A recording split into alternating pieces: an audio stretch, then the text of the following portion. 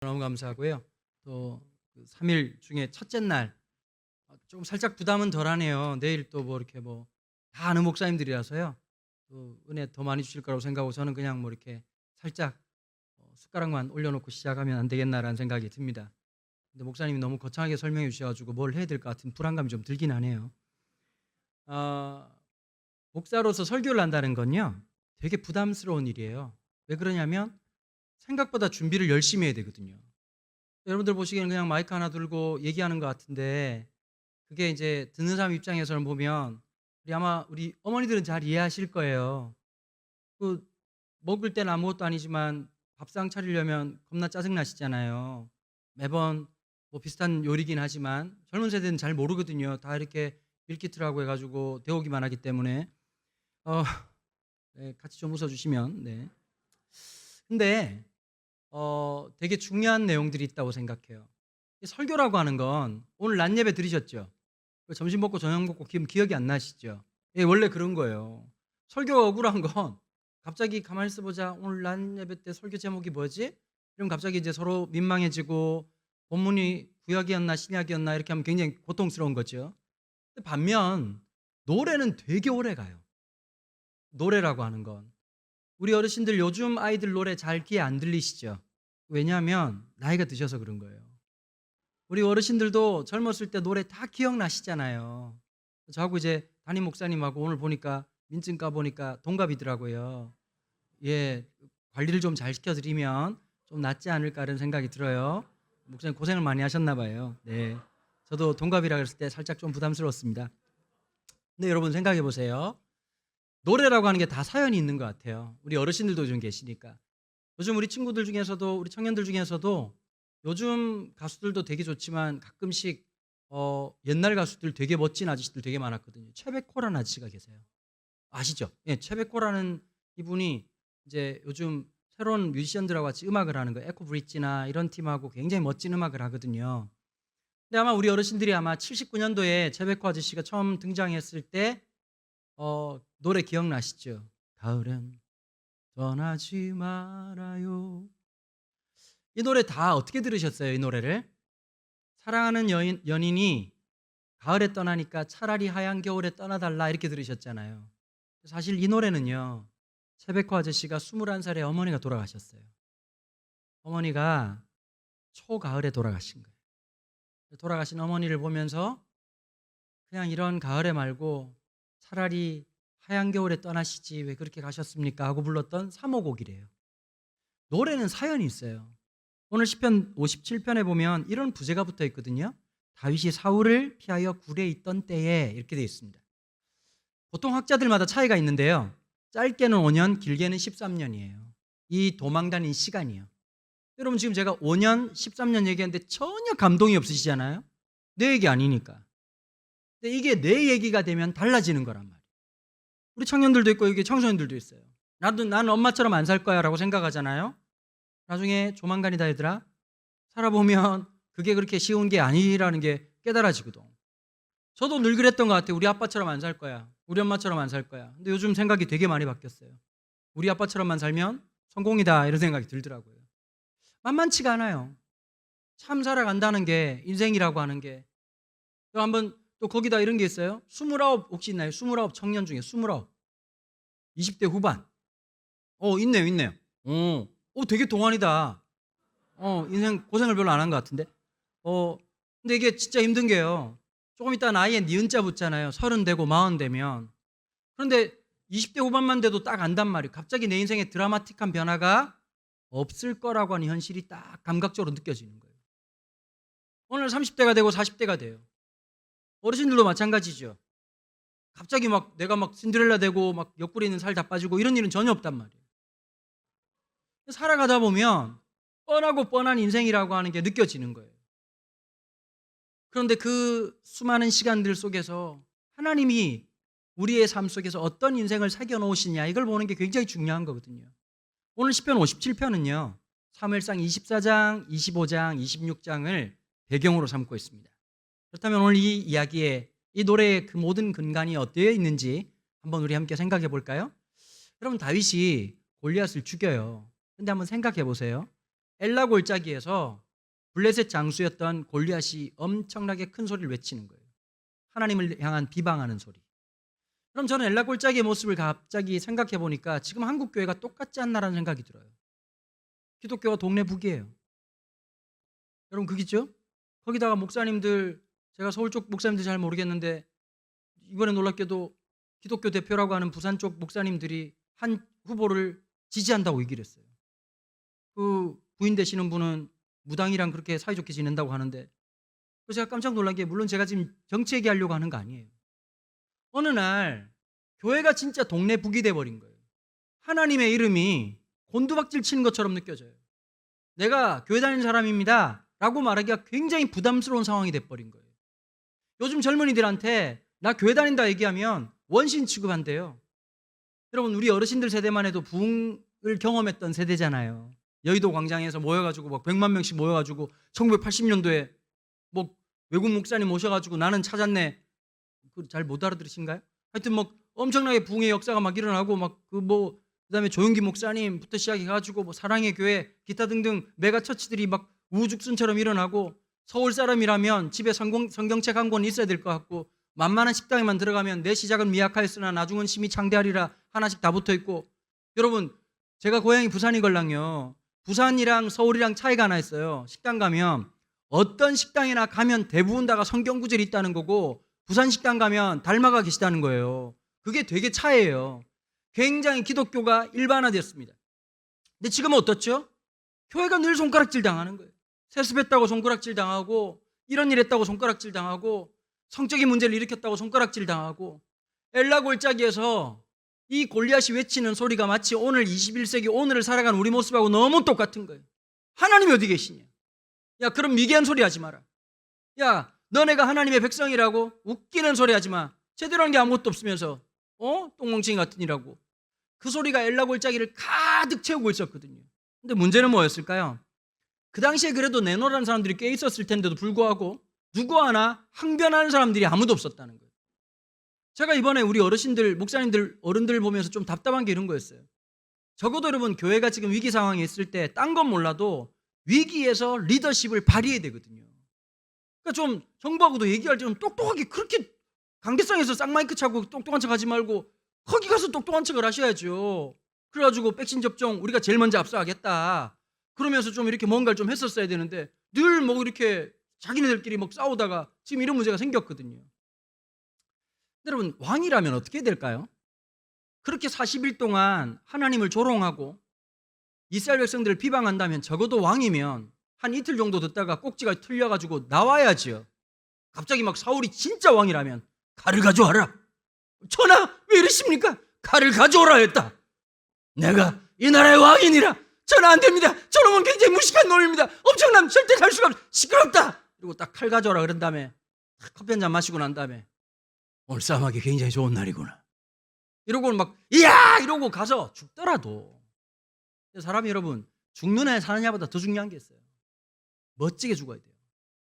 살아도 멋지게 살아야 돼요. 여러분 그렇죠? 죽어도 멋있게 살아도 간지가 거기서 필요한 거예요.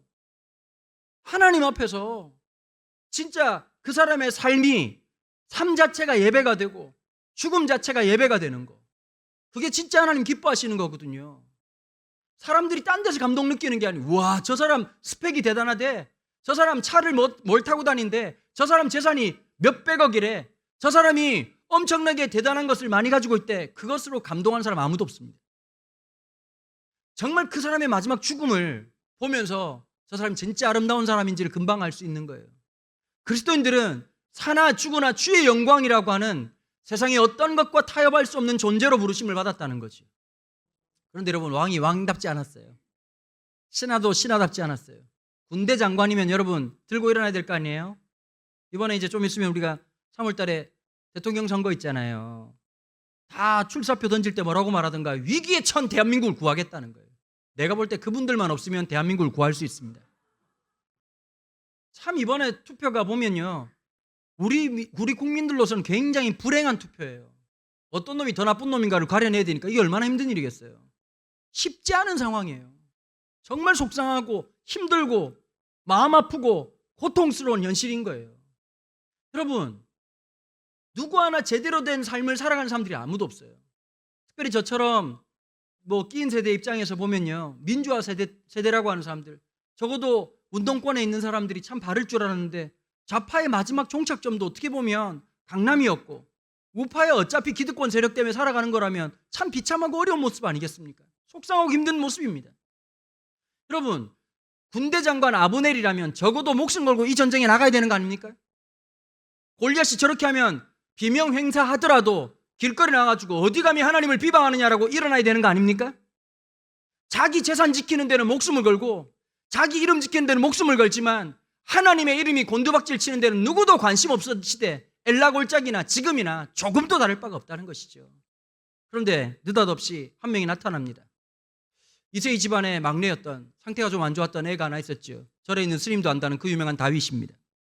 여러분, 이번에 팬데믹 때요, 누가 돈 제일 많이 벌었냐면 배달의 민족이 돈 제일 많이 벌었습니다. 근데 성경을 가만히 보시면 배달의 원조는 배달의 민족이 아니라 다윗이었다는 놀라운 사실을 발견하게 됩니다. 아버지 이세가 형님들 3명한테 도시락 갖다 주는 사실로 벌써 도시락 배달의 놀라운 역사와 사명을 완수하셨던 다윗의 모습을 보는 거죠. 우리가 나중에 브랜드 하나 만들어야 돼요. 다윗의 후손들, 전쟁터까지 따뜻한 아버지 가슴 전달해 드립니다. 가서 뭘 듣게 되죠? 하루에 40일 동안 아침 저녁으로 골리앗 쇼타임 하루에 2번밖에 없었던 총 80회 공연에 그 대미를 장치할 때쯤 하필이면 다윗이 갔을 때 골리앗 쇼타임을 만나가지고 골리앗의 외치는 소리를 듣자마자 누구도 저항하지 못했는데 다윗 하나가, 그것도 나이 15, 컵라면 처먹고 뒤로 자빠져 있을 그 나이에 갑자기 그 음성을 듣자마자 이렇게 말하죠.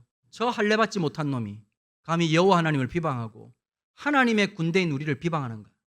물론 여러분, 객관적으로 보면 블레셋은 이미 철기 문화가 꽃을 폈고요, 이스라엘은 나중에 보면 이 사울왕이 자기가 입고 있던 갑옷을 주려고 하잖아요. 유일하게 철기로 만든 갑옷이 사울이 입고 있던 갑옷이었거든요. 이스라엘하고 블레셋과의 전면 전쟁은 붙으나 마나 뻔한 내용이었습니다. 그런데 모든 사람들은 뭐로만 생각했죠? 물리적인 것만 생각했습니다. 돈으로만 생각했습니다. 스펙으로만 생각했습니다. 내가 가진 능력으로만 생각했습니다. 그런데 다윗은 항상 염두에 둔 게 있었습니다. 우리와 함께 하신 하나님이었습니다. 당신은 연약할지 모르고 우리 개인은 아무것도 아닐지 모르지만 우리와 함께 하시는 분은 세상이 감당할 수 없는 분이라는 사실을 기억해야 됩니다. 여러분, 집회 가면 꼭 그런 얘기 하시거든요. 우리 교회는 큰 교회입니다. 우리 교회는 작은 교회입니다. 그때만 제가 얘기를 합니다. 제가 알고 있기로는 교회가 대중소가 없는 걸로 알고 있습니다. 대중소는 전골밖에 없는데 자꾸 크다 작다 이런 얘기가 뭔 의미가 있겠습니까? 교회입니다. 그리스도가 머리가 되시고 그리스도가 우리의 주인 되시고 그리스도께서 우리의 소망이 되신다는 사실을 믿고 있는 교회입니다. 다윗이 골리앗을 죽이죠. 이것도 엄청 드라마틱하게 재미나게 얘기할 수 있겠지만 다 아는 내용이니까 생략하고 오늘은 그 본문이 아니니까요.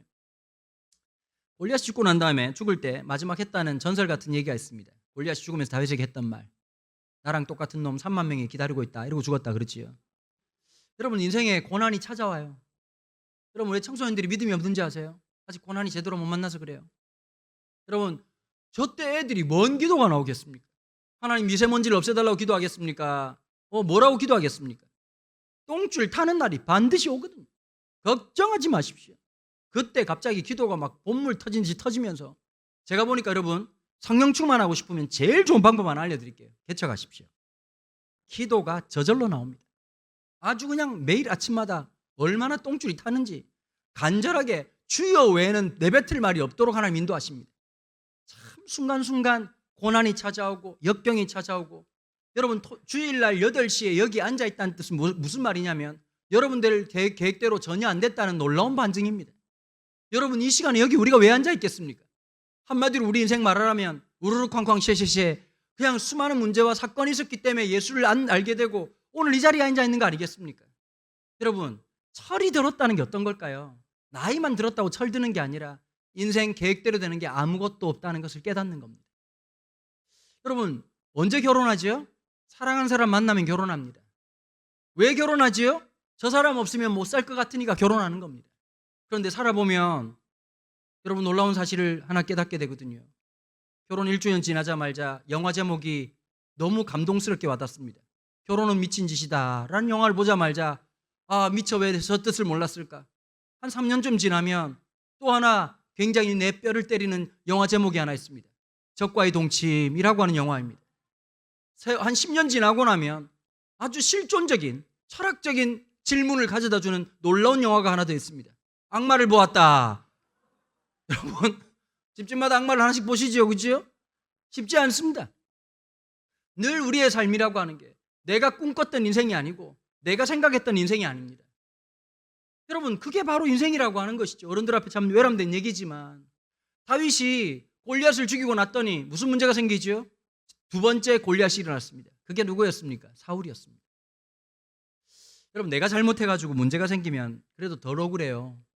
근데 진짜 억울할 때 뭔지 아세요? 내가 아무 잘못 안 했는데 고난이 따라붙을 때입니다. 목회할 때 저희 아버님도 원로 목사님이신데 그 얘기 하더라고요. 은도야, 목회하면서 제일 힘든 게 하나 있다. 아버지 뭡니까? 억울한 거 견디는 거다. 억울한데 잘 견뎌야 목회할 수 있다. 이건 사실 목회하고 난 다음에 여러분 25개월 짧은 순간이고 진짜 부흥도 많이 되고 기적 같은 하나님 은혜를 주셨어요.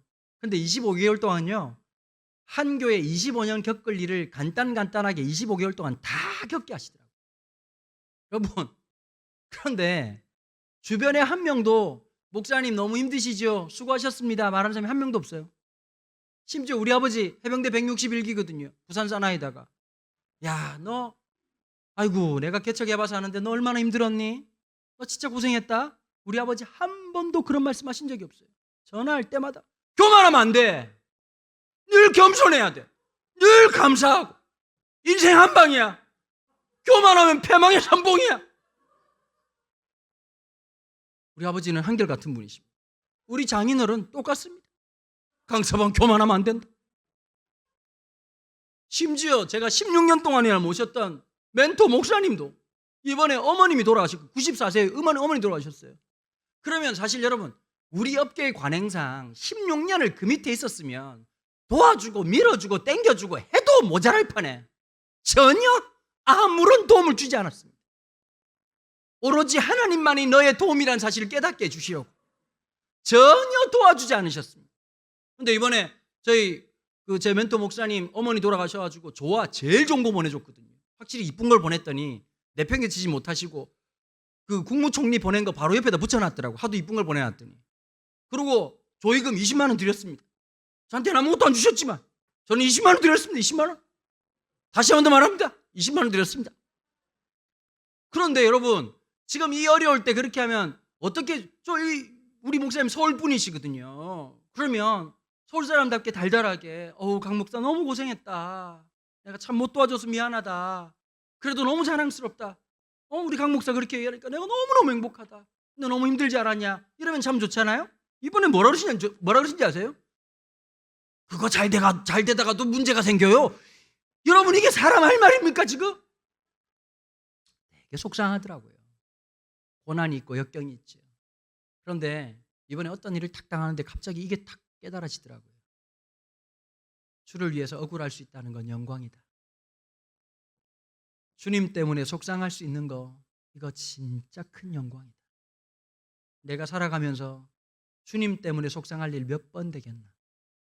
주님 때문에 억울할 일이 몇 번 되겠나? 여러분 다윗이 참 억울했을 것 같아요. 사울이 여러분 정신질환이 있었다는 거 다 아시죠? 불면증에 우울증에 분노조절 장애에 모든 게 다 있었다고요. 여러분 다윗의 직업 몇 가지 아시죠? 군인이기도 했고 목자이기도 했고 그 다음에 왕이기도 했지만 또 하나가 있어요. 인디밴드의 원조였거든요. 아티스트예요. 아티스트. 최초의 음악 치료사의 역할을 했던 게 다윗이었단 말이에요. 사울이 악신이 들려가지고 잠을 못 자고 소리를 질러대니까 여러분 잠을 못 자면 사람이 죽잖아요. 그래 급하게 소문 나 있던 이름 나 있던 다윗을 데려와가지고 잠을 재웠단 말이에요. 막 비파를 치면서 자라 이렇게 하고 재웠단 말이에요. 여러분 그런데 그때마다 다윗을 어떻게 생각했죠? 저놈이 결국 나를 죽이고 왕권을 빼앗을 거라는 생각 때문에 원래 사울이 뭐로 유명한 사람이냐면 창자비로 되게 유명한 사람이었어요. 창을 집어서 다윗을 찔러 죽이려고 하는 게 세 차례였어요. 여러분 생각해 보세요. 나를 3번이나 죽이려고 하는 사람이 부르면 가시겠어요? 가는 것 자체가 제가 볼 때 눈빛만 예사롭지 않아도 난 도망갔을 것 같아요. 창도 들기도 전에 3번이나 그랬는데 결국 나중에 사울의 아들이었던 요나단의 이 조언처럼 도망가게 됩니다. 도망갔다가 여러분 갑자기 하나님께서 이 다윗과 함께한 사람들 400명을 보내주시거든요. 근데 성경에 보니까 어땠던가요? 마음이 상한 자, 환난 당한 자, 우리식으로 한번 말해볼까요? 우울증 환자들, ADHD, 분노 조절 장애, 이런 사람들만 잔뜩 보냈다는 거예요. 옛날 성경에 보니까 잡류라고 했어요. 잡류. 인류가 아니라, 여러분 아시죠? 1류, 2류, 3류도 안 되는 사람들 잡류라고 얘기하는 거. 그 사람들과 함께 도망가 있는데 유대 광야로 막 도망을 갔습니다. 보통 목사님들이 유대 광야 그러면 여러분 대부분 교회 다니는 사람들 유대 광야가 어디부터인지 모르잖아요. 목사님들 유대 광야 동편 엔겐디 동쪽에 있었던 그 슬픔 속에서 그 무슨 말인지 전혀 못 알아들어요. 그 목사는 뭘 해야 되느냐? 알아듣도록 말해주는 게 그게 목사가 할 일이거든요. 보통 신학교 교수님들은 신학도 고급형이에요. 최고급형이에요. 제가 추구하는 신학은 뭐냐면 보급형 신학이에요. 누구나 알아듣도록. 유대 광야가 얼마 정도 하느냐? 우리나라 강원도 땅덩어리보다 작습니다. 그런데 우리나라 강원도는 산지가 많이 있잖아요. 오대산도 있고 설악산도 있고 태백산도 있고 도망갈 데가 많아요.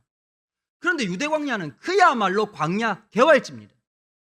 그러니까 다윗의 시중에서 보면 주는 나의 반석이시오, 주는 나의 방패이시오, 주는 나의 반석이십니다라고 하는 고백이 은유적인 표현이 아니라 그 조그마한 땅덩어리 400명하고 돌아다니는 동안에 사울의 3,000명 병력들이 마음만 먹으면 3개월 만에 완전히 다 잡아 족칠 수 있는 그런 숫자고 그런 상황이었단 말이에요. 어디로 도망갔느냐? 엔겐디 동쪽 끝으로 갔다는 거예요. 우리식으로 한번 말씀드릴게요. 강원도니까 속초 앞바다까지 갔다는 뜻이에요. 갑자기 머릿속에 확 들어오시죠? 그죠? 엔겐디 광야는 몰라도 속초 앞바다는 아시잖아요. 더 이상 도망갈 데가 없는 거예요. 이 얘기를 사울이 알게 되고 사울이 3,000명의 강철 부대를 끌고 가가지고 공격을 딱 하려고 했던 게 사무엘상 24장이에요. 절체절명의 순간이죠. 동굴에 숨어 있었어요. 그런데 여러분 사울이 갑자기 이상한 일이 생겼습니다. 여러분 살다가 죽을 것 같은 순간이 오거든요. 배고파 죽겠네, 참아 죽겠네, 피곤해 죽겠네, 짜증나 죽겠네. 이것 중에서 갑이 뭐냐? 갑자기 똥꼬가 말이 걸 때입니다. 여러분 살다가 그럴 때 있으시죠? 갑자기 막 이렇게 관략근이 더는 못 견딜 것 같다. 이제 내려놓아야 될 것 같다. 아마 여러분 살면서 막 미친 듯이 상가 1층 지하 화장실로 뛰어갔던 적이 있으시죠? 그런데 참 불변의 진리가 상가 1층 화장실은 꼭 문이 잠겨 있다는 것이거든요. 그 마지막까지 그 배를 부둥켜 안고 2층까지 올라갔는데 2층도 문이 잠겨 있을 때 우리는 히브리어가 튀어나와요. 엘리 라마사박다니. 근데 제가 이 설교를 작년 6월 달에 경상남도 창원에 있는 제 신학과 선배 목사님 담임하는 교회에 가서 설교를 했어요. 근데 보통 이제 서울 분들은 좀 이렇게 웃어주지만 경상도 아재들 더럽게 안 웃거든요. 근데 그 교회 갔는데 이 설교를 하는데 진짜 깜짝 놀랄 만한 역대급으로 빵빵 터지는 거예요. 설교 끝나고 나서 이유를 알았습니다. 부흥의 시작 전 바로 전주에 수요일 날 담임 목사님이 설교를 했는데 그분이 오신 겁니다. 장로님 말씀이 너무 재미나더라고요. 목사님이 설교를 하시는데 점점 점이 돼 가더라 이렇게 얘기하시는 거예요. 소리를 지르면 셀 것 같아서. 그 나중에 물어보니까 선배 목사님 그러더라고요. 설교하다 죽으면 순교지만 설교하다 똥 싸면 이거는 기독교 역사상 길이 남을 인물이 되니 정말 미쳐버릴 것 같아요. 속에서 막 난리가 난 거예요. 그래서 계속 이제 크게 말하면 여러분 아시죠? 무슨 상황이 생길지. 그래서 우리 주님 그러다가 도무지 안 될 것 같으니까 부목사님을 부른 겁니다. 여러분 급하면 문장이 됩니까 안 됩니까? 안 되지요. 목사님 그러면 눈치가 빨리 튀어나와 찬양을 하면 될 텐데 부목사님도 원인을 모르니까 멀뚱멀뚱 쳐다보고 찬양 이러고 목사님 사라지신 거예요.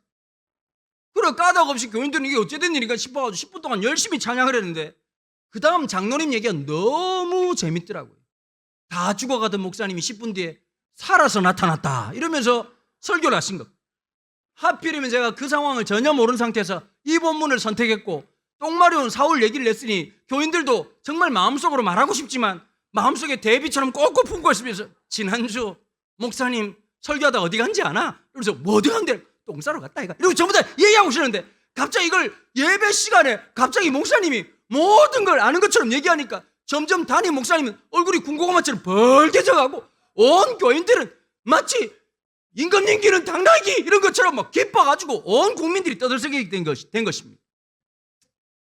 갑자기 이제 아브넬이 전하 모든 것 준비됐습니다. 명령만 내리시죠. 사울이 갑자기 급동이 마려워가지고 잠깐만 있어봐. 전하 빨리 명령을 내리시죠. 시끄러! 내가 잠시 다녀올 때가 있다. 하필이면 들어간 동굴이 다윗이 숨어있던 동굴이었던 거예요. 아무 사실도 몰랐던 다윗과 400명의 사람들 어떤 생각했을 거예요? 이제 우리 죽었다. 사울이 나타났으니 3,000명의 최정예 병력이 들어와서 진짜 새벽이슬처럼 그냥 인생 이렇게 가는 거구나. 소리 없는 아우성으로 다 있는데 갑자기 전하께서 옷을 벗기 시작하십니다. 너무 벗어요. 여러분, 역사상 초유의 사건 아니겠습니까? 400명이 지켜보고 있는데 똥을 싸는 왕이다. 여러분, 눈깔이 총합이 800개입니다. 다 같이 보고 있는데 아비새라고 하는 사람이 얘기를 하기 시작하는 거예요. 여기 아비새라고 하는 사람이 누구냐면 다윗의 오른팔이었던 아합의 바로 동생이었습니다. 아비새가 뭐라고 말하냐? 다윗, 하나님이 이런 절호의 기회를 주실 수가 없다는 거예요. 이건 하나님이 아니면 주실 수 없는 기회라는 거예요. 여러분 여쭤볼게요. 다윗은 사울이 미웠을까 안 미웠을까요? 안 미웠을까요? 그렇게 다윗이 착한 사람은 아닌 것 같습니다. 미웠겠죠. 여러분, 여러분들도 살다가 나 싫어하는 사람들 좋으세요? 밉죠. 여러분, 까닭 없이 나를 미워하는 사람들 짜증나지 않으세요? 저 인간 안 죽고 왜 있나 이런 생각 들지 않으세요? 짜증나죠. 다윗도 당연히 사울이 미웠겠죠. 여러분, 사람이 제일 무방비일 때가 언제일까요? 관략근 열릴 때입니다. 여러분, 똥 쌀 때 싸움이 되겠습니까? 화를 내겠습니까? 이거 타이밍 기가 막힌 겁니다. 천하의 창잡이라도 똥 싸면서 창 던지는 건 불가능하거든요. 그냥 찌르면 그냥 통돼지 바비큐 되는 겁니다. 아비새가 기가 막히게 자극적인 얘기를 했는데 그때 뭐라고 답을 했을까요? 다윗이 여호와의 기름 부으신 자를 손대는 건 하나님께서 기뻐하지 아니하신다. 그러고는요, 사울이 벗어났던 옷자락을 잠시 베는데도 성경은 이렇게 디테일하게 설명합니다. 하나님 앞에 내가 범죄하였다. 사울을 찌른 것도 아니고 사울에게 돌 하나 던진 것도 아니고 사울이 벗어난 옷자락 자르면서도 옷자락 한 자락을 자르면서도 다윗은 이렇게 고백합니다. 내가 하나님께 범죄했다. 여러분, 아마 이 400명의 사람들에게 다윗의 말은 오랫동안 인생 속에서 심금을 울렸던 말일 것 같습니다. 여러분, 신앙은요 말로 하는 게 아니라 행동으로 하는 거래요. 말로야 할렐루야 하면 1000번 만번 할 수 있죠. 기분 좋을 때야 다 믿음 좋은 사람이죠. 신앙생활 오래 하다 보면 우리 서로 밑바닥 한 번씩 볼 때 있으셨잖아요. 부부로 살아가다 보면 늘 좋은 모습만 봐요? 늘 우리 오빠 너무 멋진 오빠 이렇게 생각할까요? 죄인 중에 괴수라고 하는 사실을 깨닫게 되죠. 여러분 뭐 저도 할 말은 많지만 여기까지 하도록 하고, 살아가 보니까 20년 사니까 거기서 거긴 것 같아요. 사실은 다 마찬가지죠. 다윗이 그 한마디를 하고 사울에게 소리를 지릅니다. 사울왕, 누가 당신을 내가 죽인다고 얘기합니까? 제가 당신을 죽일 수 있는 절호의 기회가 있었습니다. 그런데 제가 그렇게 하지 않았습니다. 보십시오, 이 옷자락이 누구의 것인지를. 그 말을 하자마자 이 사울이 놀랍게 울면서 이런 얘기를 합니다. 사무엘상 24장 20절 말씀입니다. 제가 읽어드릴게요. 사울왕이 다윗에게 한 말입니다. 다시요. 누가 누구한테 한 말이라고요? 사울이 다윗에게 한 말. 잘 들어보세요. 보라, 나는 네가 반드시 왕이 될 것을 알고 이스라엘 나라가 내 손에 견고히 설 것을 안다. 누가 누구한테 한 말이라고요? 사울이 다윗에게 한 말. 여러분, 고난이 찾아올 때가 있어요. 고난이 찾아올 때요, 짜증나. 왜 이런 거지? 진짜 코로나 진짜 너무 짜증나. 언제 끝날지 모르겠어. 아주 오미크론 나중에 그냥 오메가까지 계속 나올 것 같아. 12개 주사를 3방이나 맞았는데 또 맞으라고 그러고, 우리가 마루타도 아니고 계속 맞으라고 그러고 아주 그냥 썰놈들이 아주 그냥 너무 짜증나. 지금 전 국민이 어떠냐, 마음이 분노가 가득 차 있어요. 한 놈만 걸려봐라 아주 그냥. 거기다 또 어떤 마음이지? 정서적으로 우울증이 너무 깊어요. 무력감도 너무 깊고요. 애들이 지금 수업을 제대로 못해가지고 TV 계속 쳐다보고 있었잖아요. 화면만 보면서. 여러분, 교실에 가서도 공부를 제대로 안 하는 놈이 휴대폰 쳐다보면서 공부가 되겠습니까? 그게 쉬운 노릇이 아니라고. 걔의 잘못이 아니라 지금 시대 상황 자체가 너무너무 지금 힘들고 어려운 상황이란 말이에요. 자영업 하시는 분들 어떠세요? 만만치 않아요. 아까 목사님 얘기 들어보니까 장사하시는 분들도 얘기 안 나는 거예요. 옆에 있는 사람들한테 교회 가가지고 너 감염되면 책임질 거냐고. 공무원 계신 분들, 대기업에 있는 사람들 쉽지 않습니다. 여러분 한 번, 두 번 예배 안 드리다 보니까 어떻든가요? 우리 대면 예배 안 드리다 보면. 저도 유튜브로 설교를 들을 때가 있지만 설교 들으면서 진짜 은혜 받기가 쉽지 않습니다. 집중해가지고 예배 드리는 게. 제가 대면 예배 못 오시는 분들 제가 뭐 폄하하거나 그분들을 야단칠 마음은 없습니다.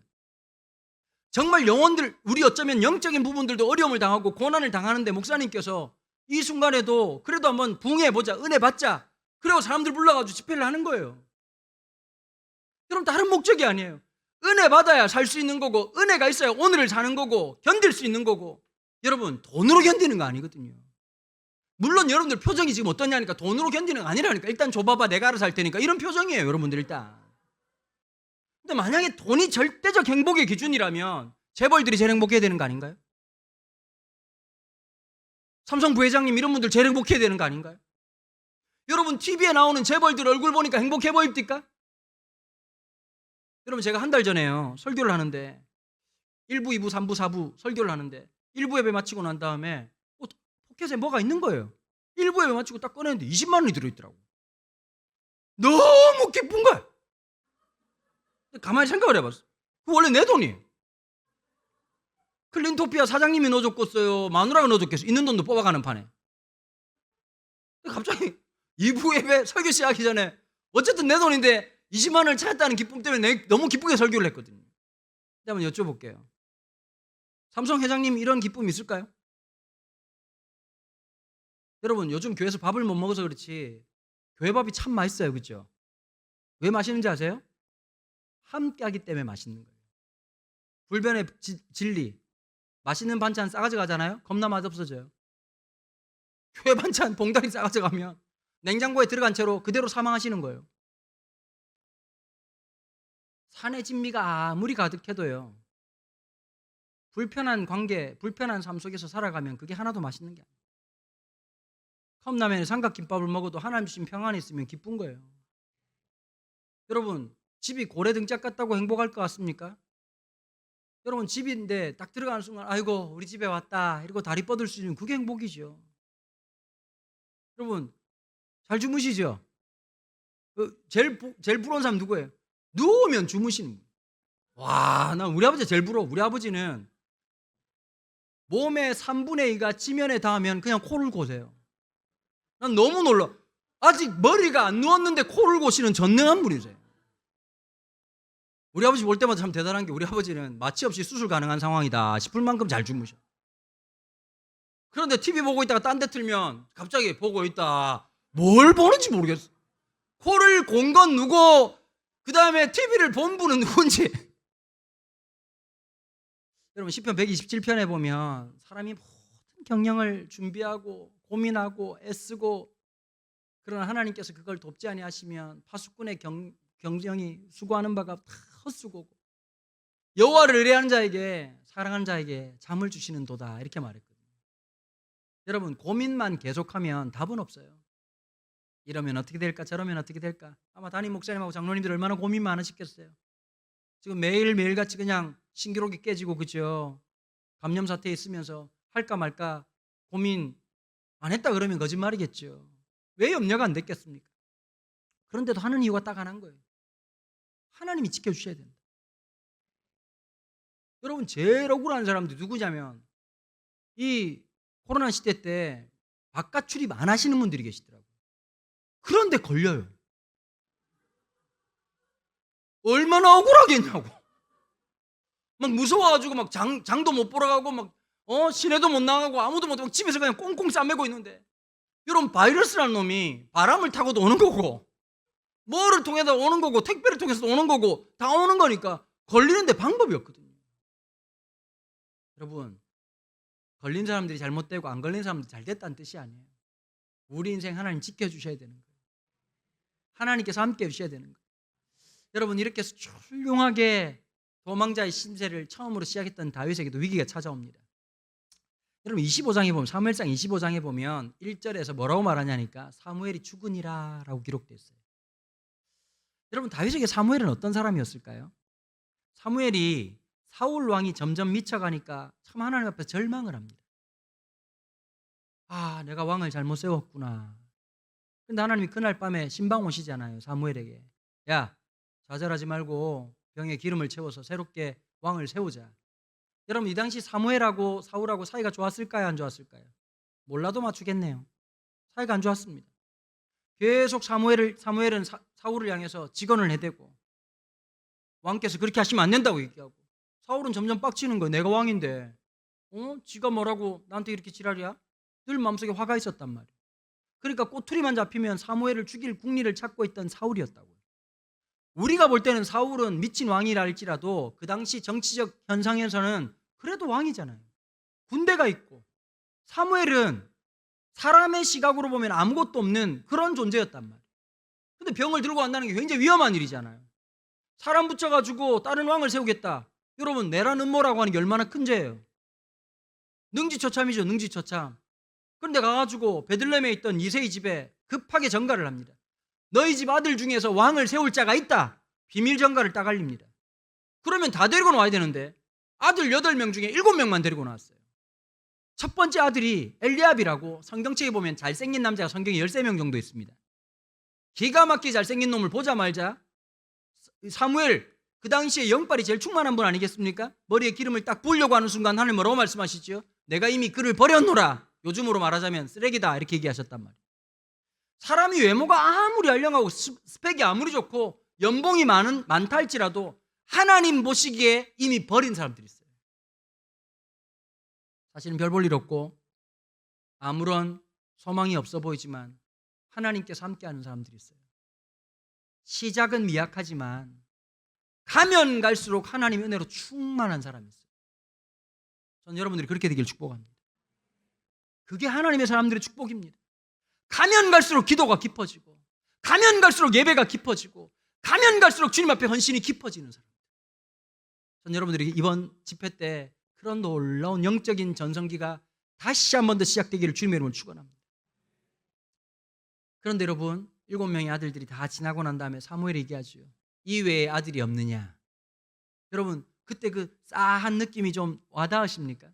근데 갑자기 이새가 얘기하죠. 있긴 있는데. 이새의 눈에서 보면 막내였던 이 다윗이 어떤 존재였을까요? 여러분, 그 당시에는 부족국가 시대예요. 날마다 일상이 전쟁터란 말이에요. 제가 중고등학교, 대학교까지 제가 부산에서 나왔거든요. 제가 21년 전에 경기도 삼본에 올라왔습니다. 경기도 삼본에 올라와가지고 청소년 사역을 했었는데요. 청소년들 싸우는 걸 보면서 제가 되게 재밌고 귀엽다는 생각이 들었습니다. 서울 애들은, 경기도 애들은 욕도 되게 귀엽게 하더라고요. 여러분, 욕 톤으로 보면 물론 전라도도 만만치 않지만 욕의 높이와 깊이와 넓이로 따지자면 경상도가 찐이죠. 일단 경상도는 억양이 죽이거든요. 처음 말할 때 싸움부터 하지 않습니다. 분위기가 싸해지면서 눈깔이 깔아라 새끼야. 가만 생각해보면 나쁜 말은 아니에요. 너의 눈을 아래로 깔렴 이런 뜻이에요. 무섭기는 전라도 욕이 무섭죠. 척추를 접어볼란 게, 척추 접는 게 훨씬 무서운 욕이죠. 서울 애들은 근데 욕을 해도 너무 귀엽더라고요. 막 경상도 애들은 욕을 하면 일상 언어도 욕처럼 들리잖아요. 그런데 서울 애들은 막 서로 싸우다가 개새끼야 그러는데 와 가와이 됐어. 너무 귀엽게 느껴지는. 여러분, 우리 때야 지금이야 학폭 이런 데 끌려가지만 학교에서 싸움을 늘 하잖아요. 제가 갔던 고등학교가요, 뺑뺑이 돌려가지고 신설고등학교, 제가 2회 졸업생이었습니다. 정말 안 가고 싶은 학교에. 여러분, 제가 그때부터 느꼈거든요. 중3 때 하나님 저 학교만 안 가게 해달라고 기도를 그렇게 했어요. 그 학교를 보내시더라고요. 정말 속상하죠. 대박. 우리 반에 부산에서 싸움 잘하기로 유명한 중학교가 2학교가 있었어요. 동네 중학교하고 그 다음에 또 한 학교가 있었는데 그 2학교 짱이 우리 반에 배정받아요. 우와, 이 완전 이게 느와르도 아니고 이거 뭐 늘, 여러분, 짱 먹는 놈이 절대 먼저 싸우지 않습니다. 여러분, 오픈게임 아시죠? 밑에 잔바리들 이렇게 싸우는 거. 그러니까 완전 수업이 어떠냐면 50분 수업에 10분 싸움을 하니까 계속 싸움을 붙는 거예요. 근데 나중에 보니까요, 딱 이런 게 있더라고요. 사람이라는 게 아우라라는 게 있어요. 안 싸워봐도 견적이 딱 나와요. 아, 쟤랑 붙으면 주님을 바로 만나겠구나. 바로 이 느낌이 딱 올 때가 있거든요. 그런데 여러분, 싸움 잘하는 사람 특징이 하나 있습니다. 싸움을 딱 할 때 잘 못하는 사람들은요, 딱 싸우면 갑자기 긴장이 되고 떨려요. 근데 진짜 싸움 잘하는 사람들은 싸움을 딱 시작하는 순간 마음이 너무 평온하다는 거예요. 이종범 아들보다 더 유명한 사람이 요즘 이정우잖아요. 보통 여러분, 만약에 우리가 결정적인 순간에 타석에 들어서면 긴장이 될까요, 안 될까요? 긴장이 되겠죠. 근데 이정우가 이런 얘기 하더라고요. 저는 한 번도 타석에서 떨어본 적이 없습니다. 오히려 반대라는 거예요. 결정적인 순간에 지금 이기면 영웅 되는 거고, 죽으면 그냥 나쁜 놈 된다는 그 순간에 내가 나갔으면 좋겠다는 생각을 100번이면 100번 다 했다는 거예요. 그래서 난 놈이란 뜻이에요. 여러분, 진짜 난 사람은요, 무대에서 안 떨어요. 진짜 준비된 사람은 어떤 상황에서도 뭐든 걸 하거든요. 그런데 싸움이라는 게 어떤 게 있죠? 배짱 싸움이거든요, 보면. 진짜 싸울 때 갑자기 이런 거 있잖아. 갑자기 막 눈 아래 깔고 막 눈 돌리고 이런 게 아니라 죽고 싶나 새끼야 이러고 이제 붙어야 되는데, 다윗이 직업 중에 하나가 노래하는 사람이에요. 노래하는 사람. 너무 감성적이라. 아버지가 이제 양치고 돌아와가지고 막 애가 울고 있어. 너 왜 그래 새끼야? 이런 새끼야. 양의 눈물을 보았다요? 이러고 울고 앉았네. 여러분, 음악을 한다는 건 감수성이 그냥 예민하다는 뜻이거든요.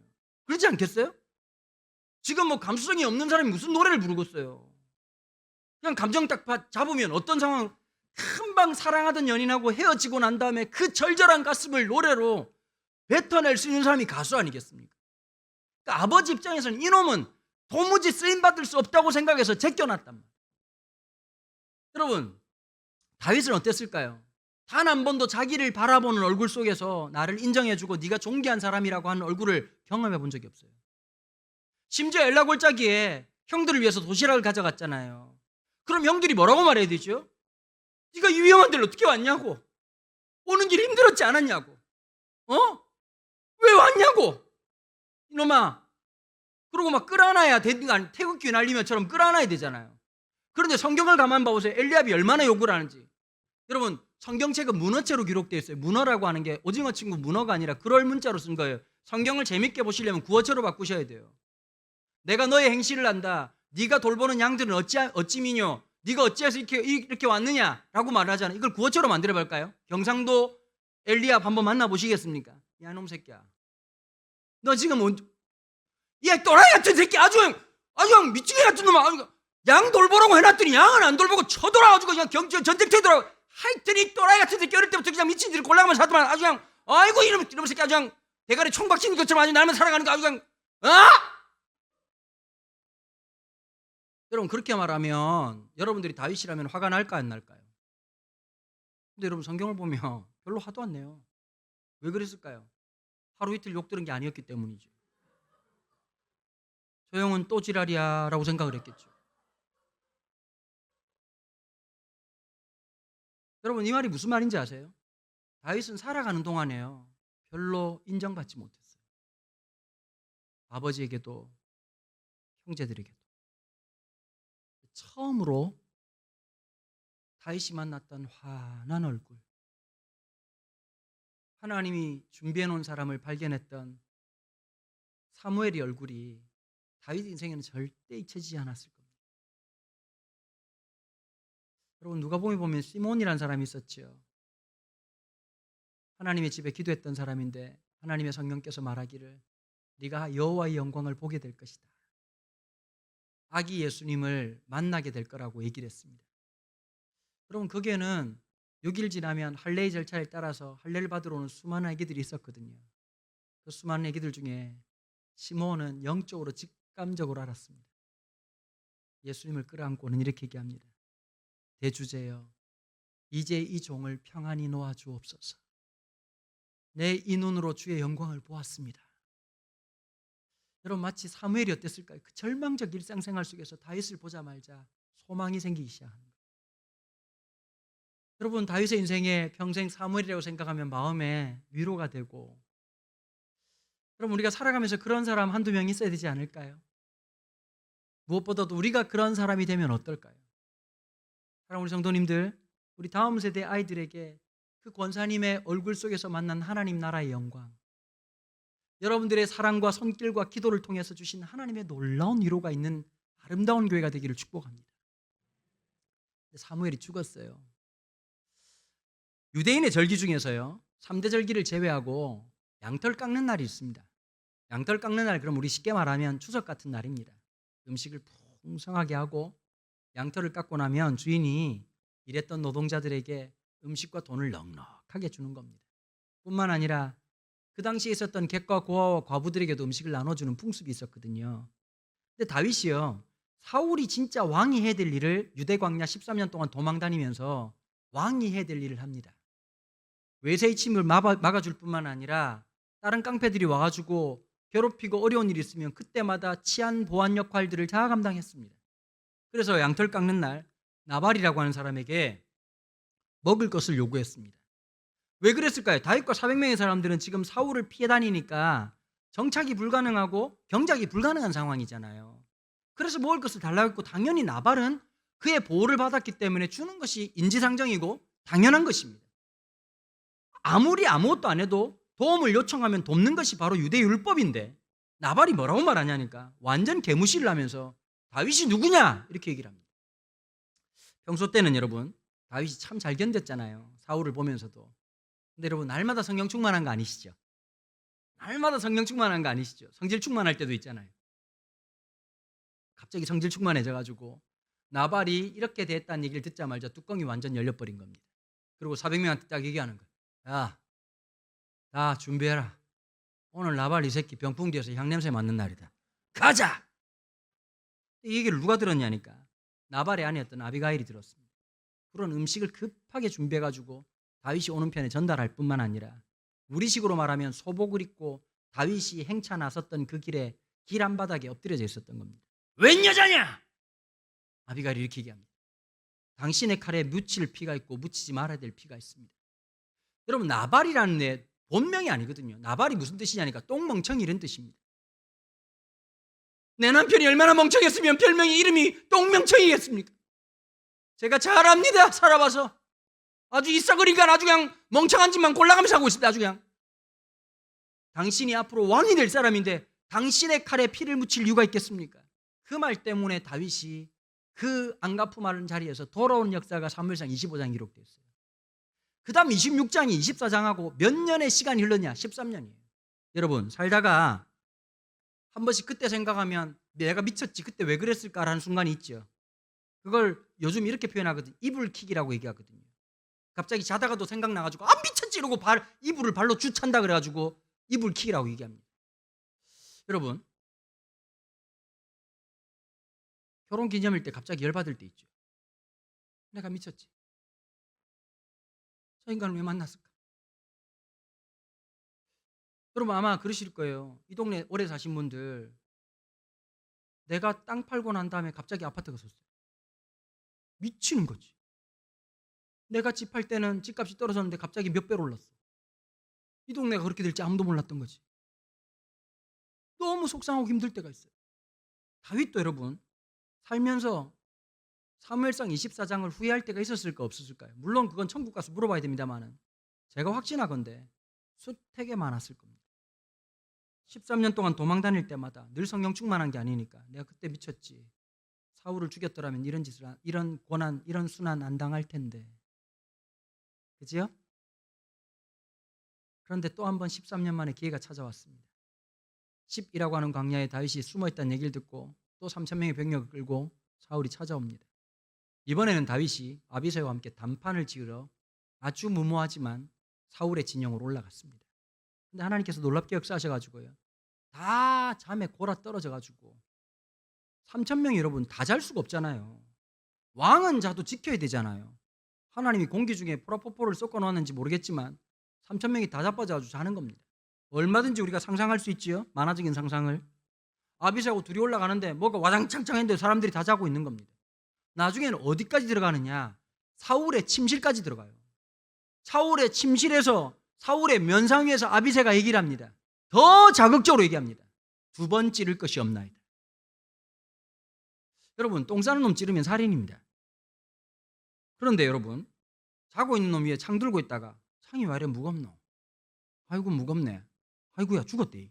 이러면 여러분 과실치사입니다. 요거 김앤장 로펌만 잘 땡기면 1년 6개월에 살 수 있습니다. 거기다가 검찰에서 가만히 있을 리는 없겠지요. 분명히 저거는 교살이다. 살인 교사다. 다윗을 불러가지고 검찰 측에서 분명히 시도하겠지요. 그때 다윗을 뭐라고 말하면 될까요? 아비새가 왜 그랬을까요? 아비새는 분노가 많았죠. 이러면 무죄입니다. 지금 나보고 찌르라는 것도 아니고 아비새가 찔러 주겠다고 얘기를 합니다. 그러면 그냥 모른 체하고 대답도 없이 그 침실에서 나가면 아비새가 깨끗하게 해결할 겁니다. 그렇지 않나요? 내가 살인 이런 거 있잖아요. 내가 죽이라고 말 안 했다. 여러분 정치인들이 주로 하는 말 아닙니까? 내가 시킨 적이 없다. 여러분 원래 정치인들은 그렇게 하는 거거든요. 긍정도 부정도 하지 않으면서 갑자기 공기가 탁하네. 나 잠시 밖에 나가 있을게. 그러면 사울 죽이는 거죠. 그런데 다윗이 뭐라고 말하느냐. 그냥 순간도 아니고 로맨틱한 순간도 아니고 13년 동안 개고생했어요. 심지어 블레셋까지 넘어갔단 말이에요. 유다 광야에서는 도무지 살 수가 없으니까 블레셋 갔다가 블레셋이 어떤 땅이었죠? 골리앗 고향 땅이에요. 홈타운이에요. 홈타운. 사람이 내몰리면 분별력이 없어지잖아요. 너무너무 내몰리면. 그런데 이 블레셋에 가자마자 옆에 있던 방백들, 국방부 장관, 내무부 장관들이 갑자기 뭐라고 말하죠? 이게 누구? 다윗 아이가 미친 새끼 지발로 끌어들어왔네.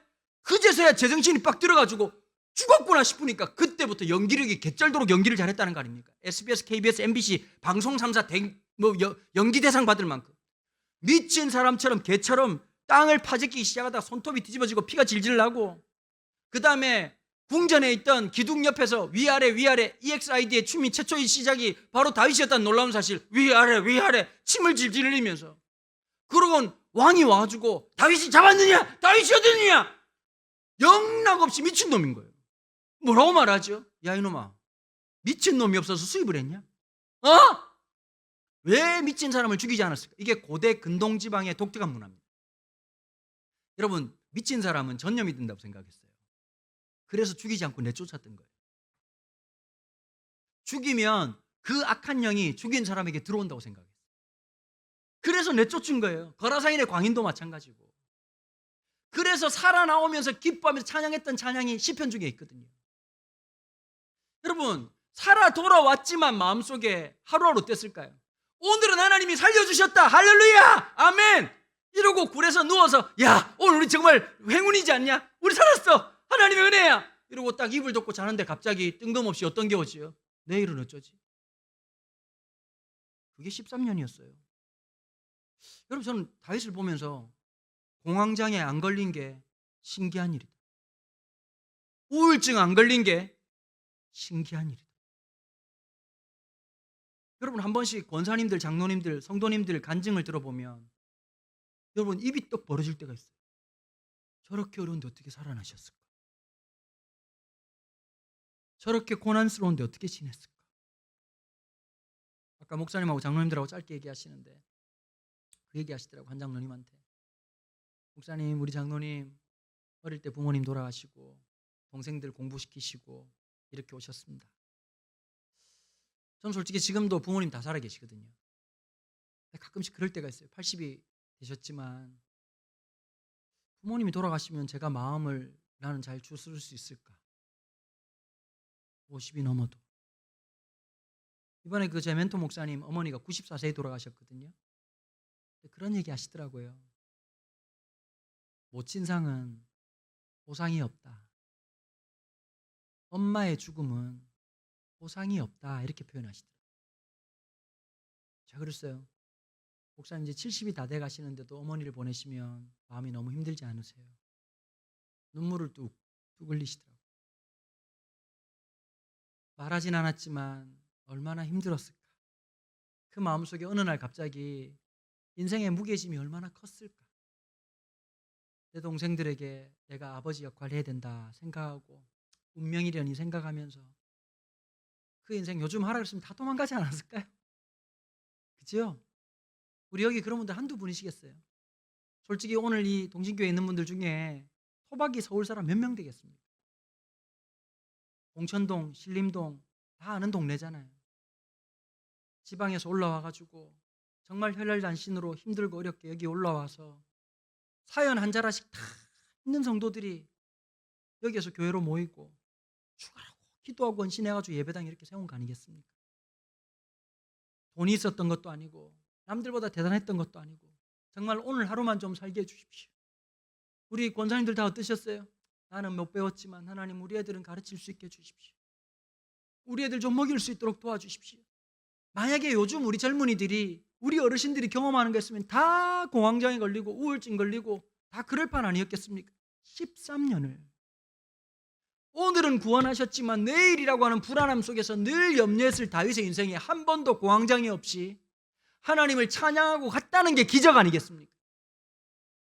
그거 하나님 은혜 아니었겠습니까? 여러분 오늘 우리가 분명히 알아야 될 게 하나 있어요. 하나님의 은혜가 없으면 못 견딘다는 사실이에요. 여러분 그 마지막 아비새의 요구 앞에서 다윗은 뭐라고 말하냐? 여호와의 기름 부으신 자에게 손대는 것은 주님께서 기뻐하지 않는 것이다.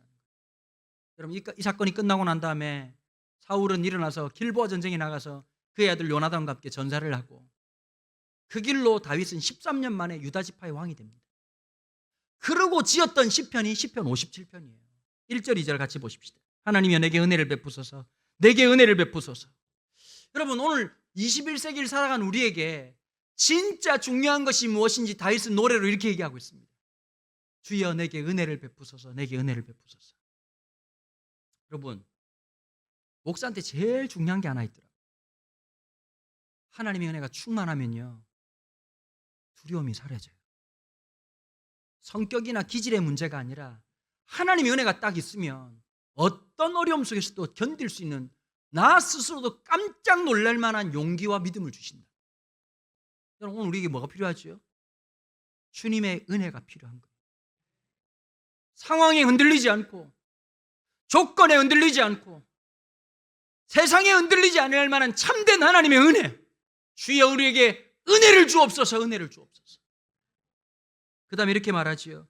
내 영혼이 주께 피하되 주의 날개 그늘 아래서 이 재앙들이 지나기까지 피하리이다. 여러분 세상 바람 다 맞으면 우리 죽습니다. 세상의 모진 바람 다 맞으면 우리 그냥 한 방에 끝나는 겁니다. 제가 그런 마음이 있었거든요.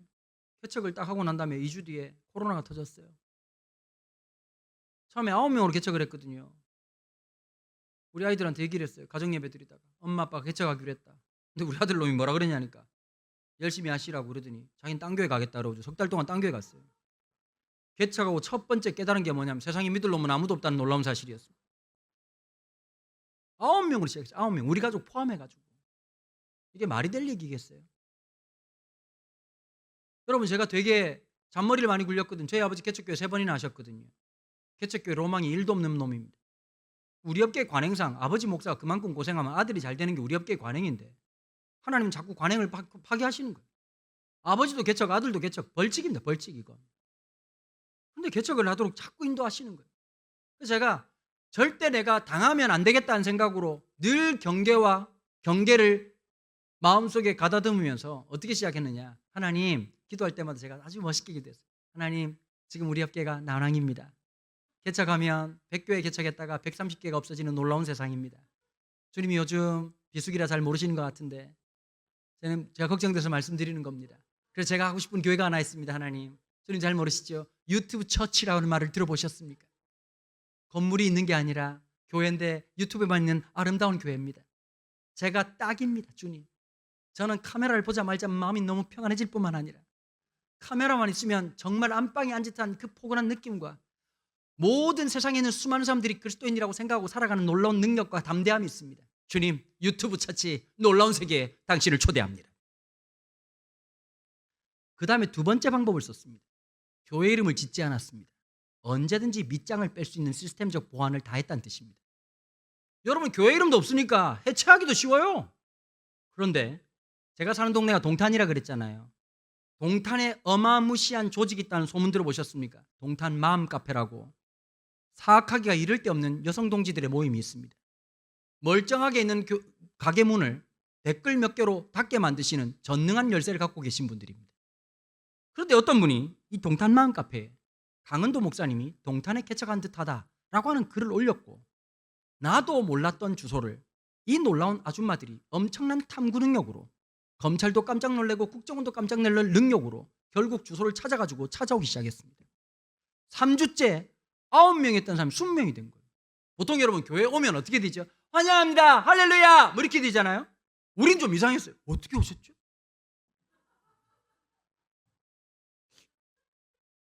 예? 진짜 이 얘기하면 밤새고 낮새고 할 얘기 진짜 많거든요. 그러고 있다가 2020년 3월 22일 날 대구발 코로나가 빵 터져, 신천지 빵 터져가지고 그 난리치고 있을 무렵에 1동탄 북광장 4층 상가 후미진 곳 한 곳에서 개척을 하게 됩니다. 보통 개척교회 하는 목사들은 두 종류 중에 하나거든요. 한 종류는 성령 충만 안파, 막 꿈과 환상 계속 보고 막 방언 계속 펩시콜라 이렇게 계속 방언하시는 분. 그런데 보통 이런 분들은 밤에 꿈만 꾸면 막 성도들이 몰려오고 구름대가 몰려온다는 걸 본다는, 구름대는 올지 몰라도 사람은 안 옵니다. 저는 저처럼 또 초현실주의적인 사람들이 있어요. 요즘 이렇게 장의자 안 놓고 개별의자를 놓잖아요. 개별의자 60개를 놓고 저 뒷짝에서 3월 21일이 토요일이었는데 뒤에 앉아가지고 저도 모르게 한숨을 푹 내쉬면서 이런 기도를 했습니다. 하나님, 누가 옵니까? 동탄에 기라성 같은 교회들이 저렇게 많고 대형교회들이 그렇게 많은데 나 같아도 그 교회 가지 이 교회 누가 옵니까? 간판도 없는 교회. 마음이 울먹해지더라고요. 그런데 여러분, 그 60짜리 다 차는데 4주가 채 걸리지 않았습니다. 저는 개척한 이후로 매주마다 마음으로 얼마나 울었는지 모르겠어요. 여러분, 개척해가지고 부흥이 어떻게 됐냐고 물어보시던데요. 방법 저도 모르겠습니다.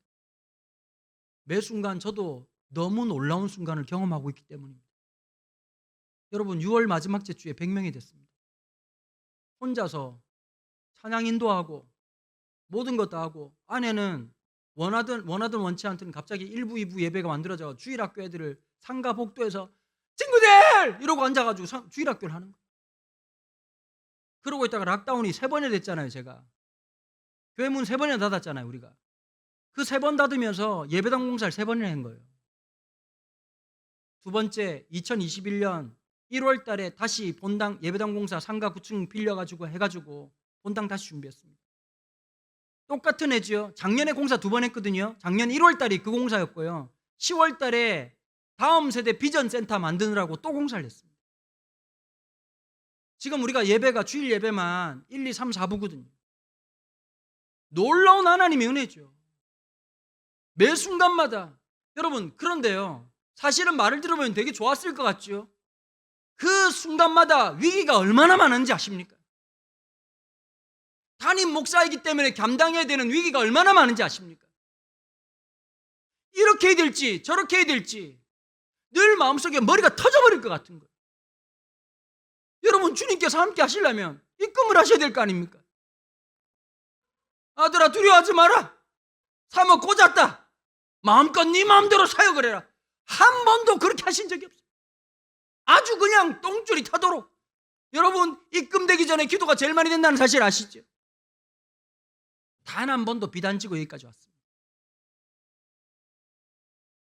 아멘은 참 쉽지만 그 아멘이 나오기까지가 매일매일 벼랑 끝에 서는 마음이었습니다. 그래서 시편 57편 이 말씀이 제 영혼의 말씀이 된 겁니다. 주여, 내게 은혜를 주옵소서. 내게 은혜를 주옵소서. 주의 날개 그늘 아래 피하기까지 주님, 저에게 그 은혜를 좀 주십시오. 여러분, 진짜 신기한 게요, 예배당에 혼자 앉아서 울었다가 소리 질렀다가 기도하는데 어느 날 갑자기 정말 주님이 저를 꼭 안아주시는 것 같아요. 너야, 두려워하지 마라. 내가 너와 함께한다. 여러분, 문제 하나도 해결 안 됐는데요, 신기한 게 있더라고요. 그 은혜가 내 영혼 속에 차오르니까요, 찬송이 터져나와요. 불안하지 않아요. 여러분, 오늘 우리에게 필요한 게 뭘까요? 돈이라고 생각하세요? 그 문제 해결이라고 생각하세요? 하나님의 임재예요. 하나님의 은혜예요. 하나님께 주시는 그 은혜가 있으면 살아요. 지옥 같은 상황 속에서도 찬송하면서 가는 거예요. 그 다음에 뭐라고 말하죠? 내가 지존하신 하나님께 부르짖으며 곧 나를 위해서 모든 것을 이루신 하나님께로.